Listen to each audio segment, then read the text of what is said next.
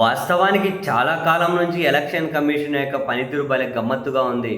మన భాషలో చెప్పాలి అంటే స్వతంత్రంగా, రాజ్యాంగబద్ధంగా పనిచేయాలి అన్న లైన్‌ను వాళ్ళెప్పుడో బరితెగించి వదిలేసినట్లే. ఎన్నికలకు సంబంధించి ఏ విమర్శ వచ్చినా, లేకుంటే ఏ ఆధారాలు చూపించినా, ఎన్ని ప్రశ్నలు అడిగినా ఉలకరు, పలకరు. ఇదంతా మనం రోజు చూస్తూ ఉన్నాం. సరే, ఇప్పుడు ఆంధ్రప్రదేశ్‌లో సార్ అనే కార్యక్రమం, ఓటర్ల ప్రత్యేక సవరణ జాబితా, ఇది స్టార్ట్ అయిన దగ్గర నుంచి ప్రతిరోజు వైఎస్ఆర్ కాంగ్రెస్ పార్టీ రాష్ట్ర ఎన్నికల ప్రధాన కార్యాలయంలో ఏదో ఒక ఫిర్యాదు ఇస్తూనే ఉన్నారు. ఒకరోజేమో బిఎల్ఓలు కూర్చొని టీడీపీ ఆఫీసులో కూర్చొని, బిఎల్ఓలు వెళ్ళి టీడీపీ ఆఫీసులో కూర్చొని అక్కడ ఈ కార్యక్రమం చేస్తూ ఉన్న ఫోటోలు, విజువల్స్ ఇచ్చి వాళ్ళ మీద చర్యలు తీసుకోండి అంటారు. ఇంకో దగ్గరేమో తెలుగుదేశం పార్టీ వాళ్ళ చేతిలో, బిఎల్ఓల చేతిలో ఉండాల్సినటువంటి కలర్ జిరాక్సులు ఉన్నాయి, అవి వీళ్ళ ఇంటర్నల్ వాట్సాప్ గ్రూపులో తిరుగుతూ ఉన్నాయి. సో వాళ్ళకు వ్యతిరేకంగా ఉండే ఓట్లను తొలగించేస్తున్నారు. దాని ఆధారాలు తీసుకొని వాళ్ళకి ఇస్తారు. తాజాగా మంత్రి నారాయణ గారు ఏకంగా బిఎల్ఓలతో సమీక్షా సమావేశం, అందులోనే కార్పొరేషన్ కమిషనర్ కూడా కూర్చోవడం. అసలు ఎలక్షన్ కమిషన్ అన్నది స్వతంత్రంగా, రాజ్యాంగబద్ధంగా పనిచేయాల్సిన సంస్థ. అది ఎక్కడా కనుక రాజకీయ ప్రాబల్య జోక్యం ఉండకూడదు. సో ఆ పరిధిలో పనిచేసే ఉద్యోగులు కూడా రాజకీయ నేతల ఆదేశాల మేరకు పని చేయకూడదు, అసలు వాళ్ళ సమావేశాలకు కూడా వెళ్ళకూడదు. కానీ నారాయణ గారితో మొత్తం బిఎల్ఓలు సమావేశంలో పాల్గొనడం, అధికారులు, అంత విజువల్స్ అన్నీ ఉన్నాయి.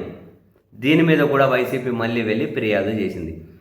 ఏ ఒక్క ఫిర్యాదు మీదైనా ఎన్నికల కమిషన్, రాష్ట్ర ఎన్నికల ప్రధాన కార్యాలయం స్పందించిందే లేదు, ఒక చర్య తీసుకున్నదే లేదు. మరి ఇంకా ఏం చేస్తారు వీళ్ళు? దేనికోసము?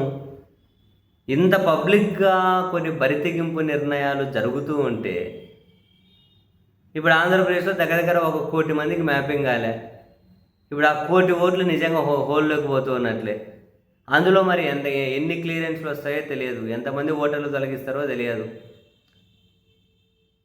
పైగా అసలు ఏమంటారు, ఎవరి ఆదేశాల ప్రకారం పనిచేస్తున్నారో కూడా తెలియదు. కొన్ని కీలక నిర్ణయాలు అమలు చేసేటప్పుడు కనిపించే వాళ్ళ నిర్ణయాలే జరుగుతున్నాయా, కనిపించని శక్తులు ఏమైనా కంట్రోల్ చేస్తూ ఉన్నాయా?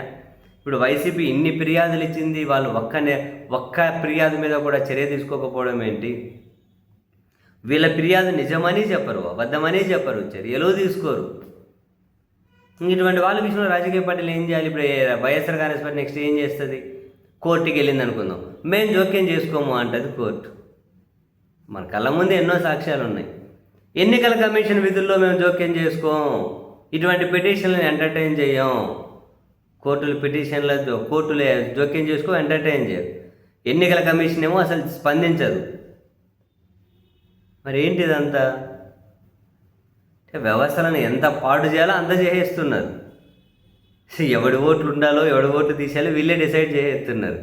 ఏం కర్మ పట్టిందిరా బాబు భారత ప్రజాస్వామ్యానికి.